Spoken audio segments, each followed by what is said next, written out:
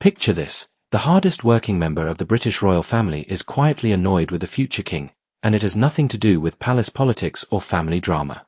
Instead, it's about something far more practical: investiture ceremonies at Windsor Castle. Welcome back to the channel. Today we're diving into the fascinating tension brewing between Princess Anne and Prince William, and what it might mean for the future of the monarchy. Princess Anne has long been regarded as the backbone of the royal family when it comes to public duties. Last year alone, she carried out an astonishing 474 engagements, far surpassing King Charles with 372 and Prince Edward with 293.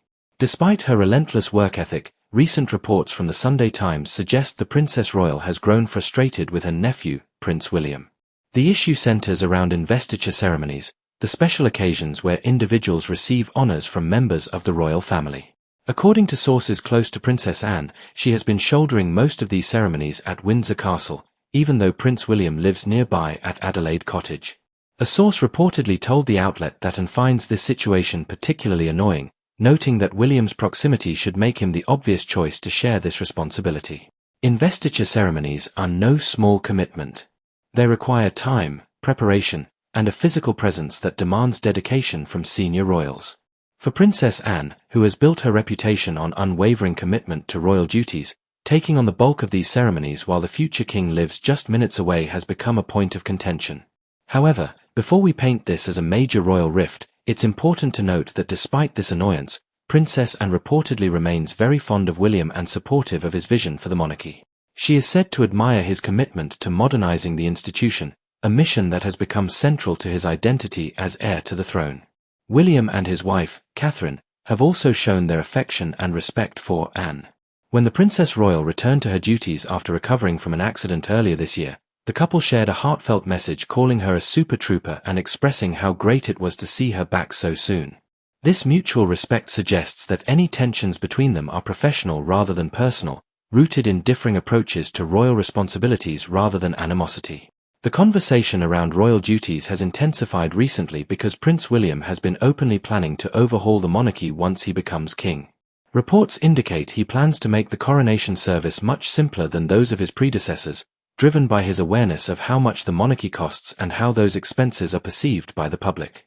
A friend of William's told the Times that he wants to ensure the institution remains relevant and makes a strong impact without appearing extravagant or out of touch.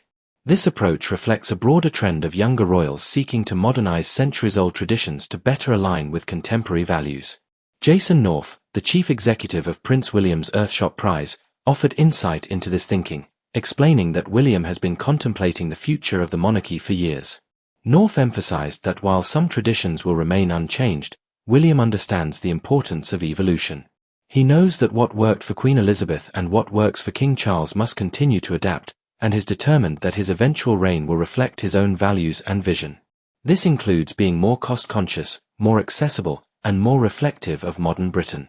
Princess Anne's perspective on all this is particularly interesting because she represents the old guard of royal service.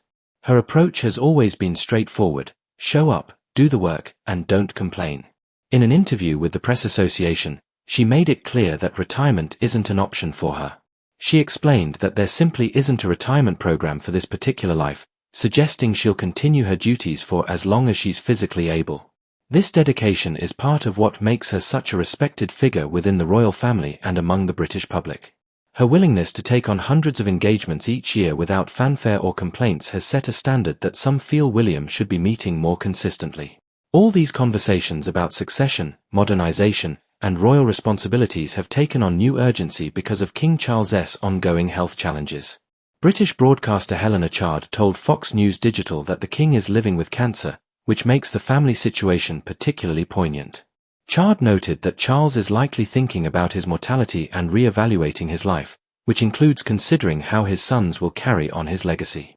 Whether this health reality pushes the royal family toward reconciliation, particularly with Prince Harry, or simply accelerates William's preparation for kingship remains to be seen. What's clear is that the British monarchy is at a crossroads. Princess Anne represents steadfast tradition and tireless service. Prince William represents necessary modernization and evolution. The tension between these two approaches isn't necessarily negative, It's the natural friction that occurs when an ancient institution tries to remain relevant in the 21st century. The question isn't whether changes will come, but rather how those changes will be implemented and whether the balance between tradition and modernity can be struck in a way that satisfies both the old guard and the new generation. As we watch this story unfold, one thing is certain: the royal family's future will be shaped by how these family members navigate their different visions for the monarchy. Will Princess Anne's work ethic continue to set the pace, or will Prince William's modernization plans fundamentally reshape what it means to be a working royal? What do you think? Should William be taking on more investiture ceremonies, or is he right to focus his energy on planning the monarchy's future direction?